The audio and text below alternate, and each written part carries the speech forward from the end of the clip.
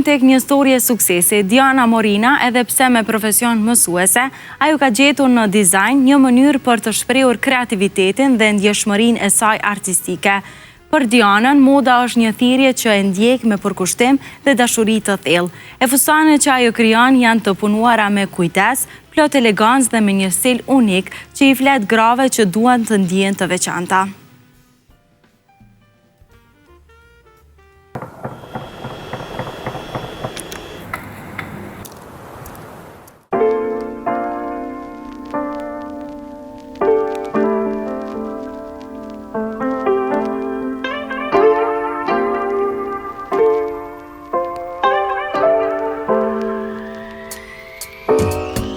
Në rubrikën Influence kam këtu afër vetës Diana Morina, me të cilën do të ndajmë përbujën e saj si dizajnere. Përshëndetje Diana. Përshëndetje. Kënaqësi që sot je në rubrikën time.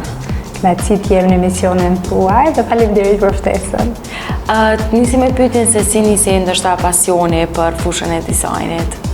Unë në fakt që nga fëmijëria kam qenë gjithmonë ma gjepsur me fuqinë e modës për të krijuar dhe se si moda i bën të ndihen njerëzit. Unë shija se si mami im edhe gratë e lagjës, kur kishim një event të caktuar, ato se si ndiheshin kur visheshin me fustanat e eventeve. Aty kuptova që veshja nuk është thjesht një funksion, por është një ndjesi, një gjendje shpirtërore. Cilat ishin ndoshta ato sfidat e para që keni hasur gjatë këtij rrugtimi tuaj?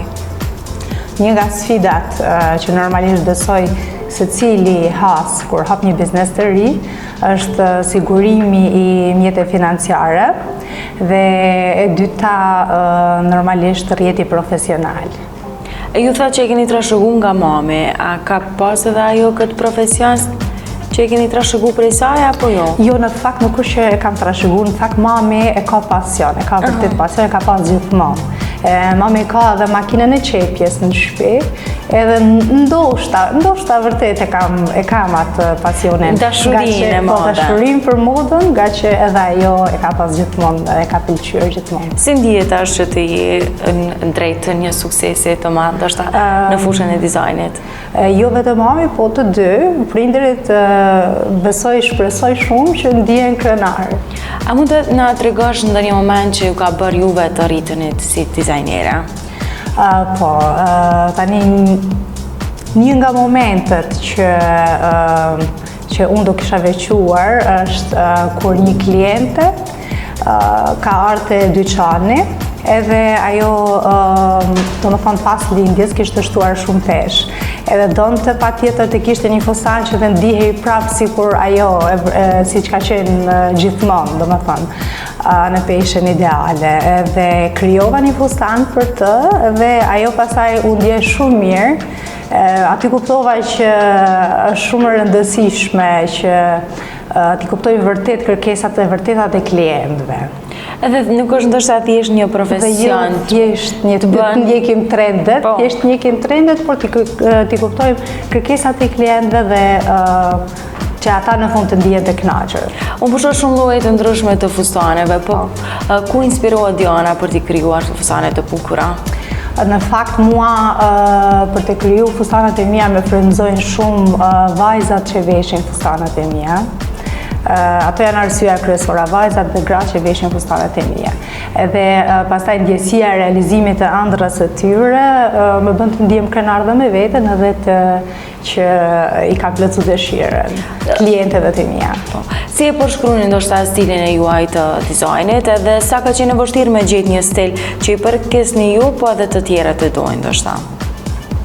Unë do kisha thënë që stili im është si një libër i hapur.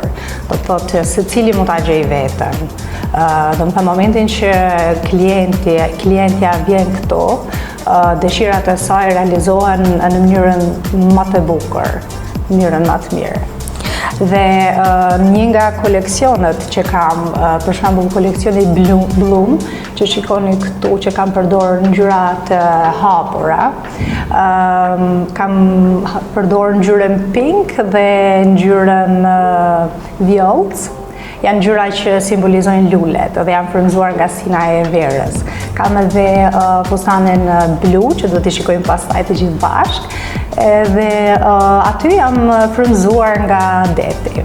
Po sa ju jep rëndësi detajet, ndoshta në fustanet e juaja që krijoni? Detajet janë shumë të rëndësishme dhe pikërisht për këtë koleksionin që ju tregova, sapo ju tregova koleksionin Bloom, kam përdorur edhe detaje, kam përdorur lule te fustanet që simbolizojnë verën. Kam përdorur lulen si detaj. Po se zakonisht tonë ngjyrat e hapura janë edhe trend në sezonin e verës. Cilat janë disa materiale që ndoshta është më lehtë me punu me to, po edhe që të tjerët të pëlqejnë?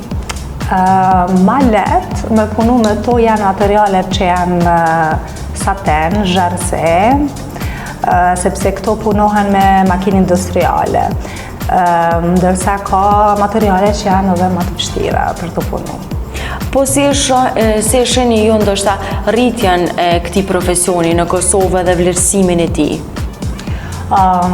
Unë mendoj që moda në Kosovë në fakt tani është duke lullzuar, sepse deri tani nuk ka pas asnjëherë dizajner që kanë pas sukses në ndërkombëtar, edhe kjo në fakt më bën muni krenare.